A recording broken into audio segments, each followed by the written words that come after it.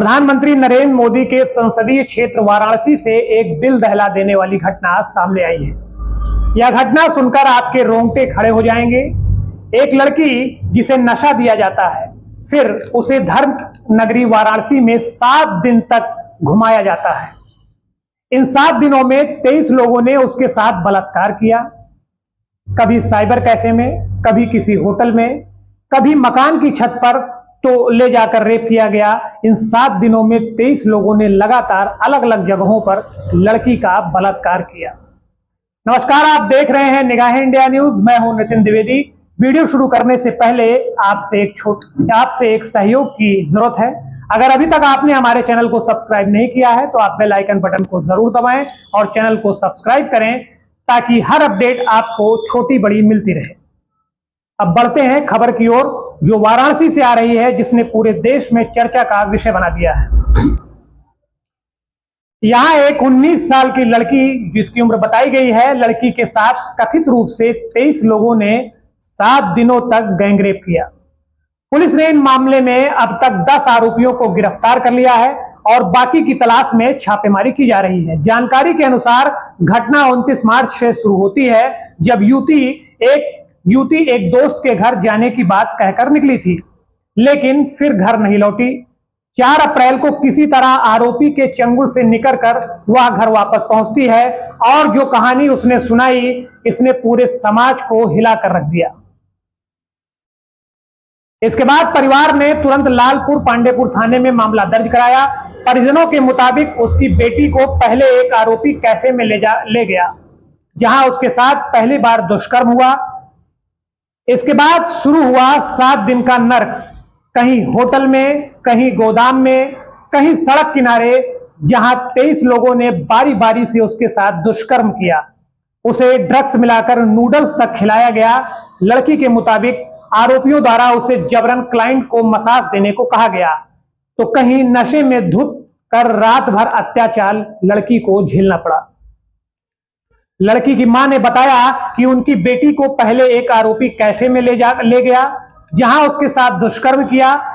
उसके बाद अलग अलग जगहों पर, जैसे होटल में, गोदाम और सड़क किनारे, उसे नशीला पदार्थ देकर कई लोगों ने बार बार दुष्कर्म किया। पीड़िता के पिता ने कहा कि मैं अपनी बेटी को खिलाड़ी बनाना चाहता था, लेकिन उसके साथ 4 दिनों तक हैवानियत की सारी हदें पार कर दी गई। सुनकर भी शर्म आता है। पीड़िता ने बताया कि उसे ड्रग मिलाकर नूडल्स तक खिलाए गए और बेहोशी की हालत में उसका बार बार शोषण हुआ। फिलहाल इस पूरे मामले की गंभीरता को देखते हुए वरुणा जोन के डीसीपी चंद्रकांत मीणा ने आईपीसी की कई धाराओं के तहत केस दर्ज किया है।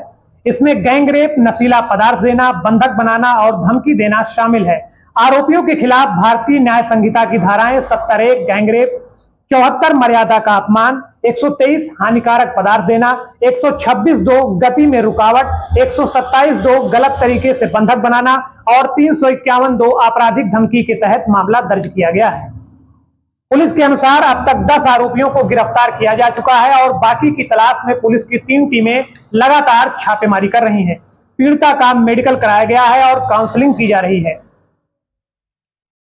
अब सवाल यह उठता है कि वाराणसी जैसे शहर में इस तरीके की हैवानियत ने समाज की आत्मा को झकझोर करके रख दिया है।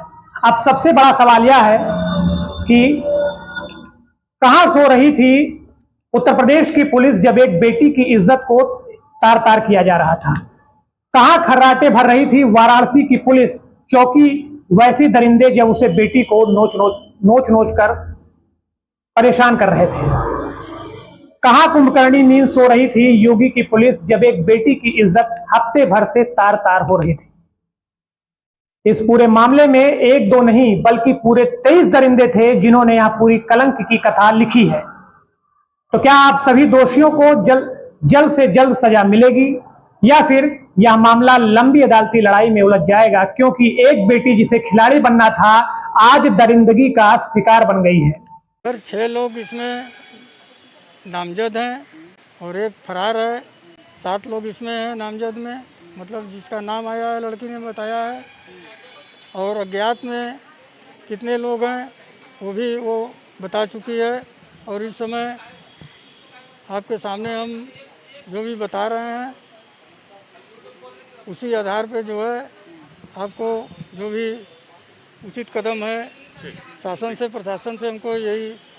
बिटिया क्या करती थी, क्या बनना चाहती? बिटिया पढ़ के अभी निकली ही थी कि जिसके बारे में हम कुछ सोच ही रहे थे अपने स्थिति को देखते हुए, और स्पोर्ट में उसका रुझान था और उसके आगे कुछ हम बताने की स्थिति में अब नहीं है। थोड़ा मेरा तबीयत सही है। क्या ये कुछ युवक जो हैं वो बच्ची के साथ पढ़ते थे, पूर्व में भी कुछ संपर्क में थे, बातचीत? ये उनके साथ जो क्लासमेट थे उनके ये जानने वाली थी, इसीलिए उसको बहला फुसला कर किसी प्रकार से उसके साथ ये सब हुआ है।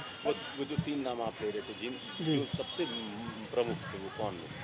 वो एक आयुष है और दानिश है, राज खान है और साजिद है।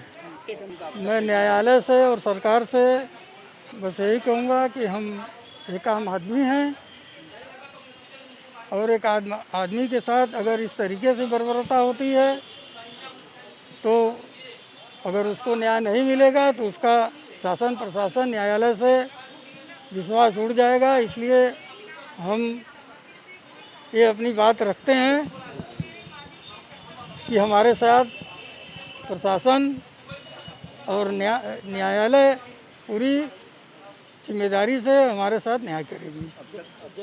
कैसा सहयोग रहा है पुलिस का अगर बात की जाए? अभी तक तो जो भी प्रशासन ने हमको जैसे जैसे अपने साथ कहा उस तरीके उनके साथ हम खड़े रहे रात दिन। जैसे जैसे उन्हें कहा ये कराना है ऐसे कराना है, हर चीज़ों के साथ हम खड़े रहे। जब विद्या जब आई घर पे किस हालात में थी? वो एकदम बदहवास नशे की हालत में थी। वो कोई स्थिति बताने को तैयार नहीं थी, इसलिए कि वो एकदम नशे में थी।